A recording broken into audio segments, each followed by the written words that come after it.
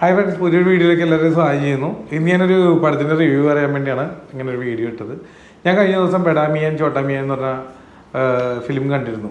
അടിപൊളിയായിരുന്നു കേട്ടോ മൂവി.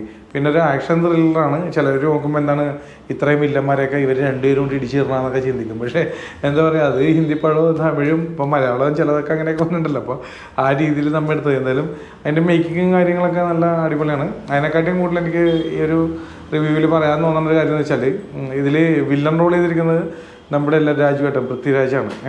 അപ്പോൾ ഇദ്ദേഹത്തിൻ്റെ റോള് കണ്ടിട്ട് പല മലയാളികളും ഞാൻ പല സോഷ്യൽ മീഡിയ പ്ലാറ്റ്ഫോമിലും ശ്രദ്ധിച്ചിരുന്നു. ഈ ട്രോളിക്കൊണ്ട് പല ഇങ്ങനെ നെഗറ്റീവ് കമൻറ്റ്സൊക്കെ കണ്ടിരുന്നു. പക്ഷെ ഞാൻ നോക്കിയിട്ട് എന്തുകൊണ്ട് അദ്ദേഹത്തിന് ആ റോള് കിട്ടിക്കരുത്, ഞാൻ അഭിനയിക്കാമെന്നും പറഞ്ഞ് ചെന്നാൽ കൊടുക്കില്ല. അദ്ദേഹത്തിൻ്റെ കഴിവും പിന്നെ ഒരു സ്ക്രിപ്റ്റ് എഴുതുമ്പോൾ ഒരു രൂപം ആ സ്ക്രിപ്റ്റ് റൈറ്ററിൻ്റെ ഉള്ളിൽ അല്ലെങ്കിൽ ഒരു ഡയറക്ടറിൻ്റെ ഉള്ളിൽ വരും. അപ്പോൾ അതൊക്കെ കണ്ടിട്ടും പിന്നെ കഴിവ് നോക്കിയിട്ടാണ് കൊടുക്കണത്. അപ്പോൾ നമ്മുടെ മലയാളിയുടെ ഇടയിൽ നിന്ന് ഒരാൾ പോയി അവിടെ അഭിനയിക്കുമ്പോൾ നമ്മൾ അദ്ദേഹത്തിനെ കളിയാക്കാണ്ട് ഒരു അഭിമാനിക്കുകയാണ് വേണ്ടത്. അദ്ദേഹത്തിനെ ഒന്ന് പൊക്കി കൊടുക്കുക. കാരണം നമ്മുടെ മലയാളം പടത്തിലൊരു തമിഴ് പേഴ്സണോ അല്ലെങ്കിൽ എന്താണ് പറയുക ഒരു ഹിന്ദി നടനെ വന്ന് അഭിനയിച്ചാൽ നമ്മളെല്ലാവരും പൊക്കി പറയും. പക്ഷേ നമ്മുടെ ഇടയിൽ നിന്ന് ഒരാൾ പോകുമ്പോൾ അത് വളരെ കുറച്ച് മലയാളികൾക്കുള്ളൊരു മിസ്റ്റേക്കാണത്, അല്ലെങ്കിൽ അവരുടെ ചിന്താഗതിയുടെ പ്രശ്നമാണ്. നമ്മുടെ ഇടയിൽ നിന്ന് ഒരാൾ ഇവിടെ ഹോളിവുഡിൽ അഭിനയിക്കുമ്പോൾ നമ്മൾ അഭിമാനിക്കുകയാണ് വേണ്ടത്. അദ്ദേഹത്തിന് അതിനുള്ളൊരു ക്ലാപ്പും കൂടി കൊടുക്കണമെന്ന് ഞാൻ പറയണം. അല്ലാണ്ട് അദ്ദേഹത്തിനെ കളിയാക്കാൻ പലരും പ്രൊഫൈൽ പിക്ക് പോലും ഇല്ലാത്ത അക്കൗണ്ടിൽ നിന്നൊക്കെയാണ് ട്രോൾ ചെയ്യണം. അപ്പോൾ നമുക്ക് ചിന്തിക്കുക അത്രയേ ഉള്ളൂ.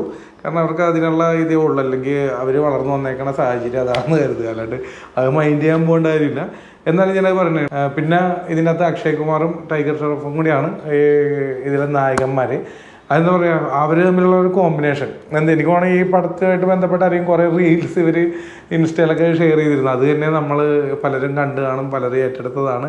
ഭയങ്കര ഇൻട്രസ്റ്റിംഗ് ആയിട്ടുള്ളതാണ്. കാരണം എന്താ പറയുക, ഒരു ഷൂട്ടിംഗ് സെറ്റിൽ സമയം കിട്ടുമ്പോൾ ചിലപ്പോൾ ചെയ്ത് കൂട്ടണ കുറേ എന്താണ് ജനങ്ങളിലേക്ക് ഇറങ്ങി വരാൻ പറ്റുക, അല്ലെങ്കിൽ അവർ എൻജോയ് ചെയ്യേണ്ട ലൈഫ് ഇങ്ങനെ സീക്രട്ടായിട്ടിരിക്കണത് എനിക്ക് ഒരിക്കലും താല്പര്യമില്ല ദിവസം. അപ്പോൾ കുറേ റീൽസൊക്കെ കണ്ടിരുന്നു, വളരെ സന്തോഷം തോന്നി. ആ ഒരു രീതിയിൽ തന്നെ ഈ ഒരു ഫിലിമിൻ്റെ ഔട്ടും കൊണ്ടുവന്നിട്ടുണ്ട്. അവർ രണ്ടുപേരും കൂടിയുള്ള ആ ഒരു കോമ്പിനേഷൻ കിടുക്കനാണ്, ഒന്നും പറയാനില്ല. അപ്പോൾ കാണാത്തവരുണ്ടെങ്കിൽ കയറി കാണുക, കണ്ടിട്ട് അഭിപ്രായങ്ങൾ നമ്മുടെ കമൻറ്റ് ബോക്സിൽ രേഖപ്പെടുത്തുക. ഓക്കെ, അപ്പോൾ ഇതുപോലുള്ള റിവ്യൂസ് ആയിട്ട് നെക്സ്റ്റ് ടൈം കാണാം. Thank you.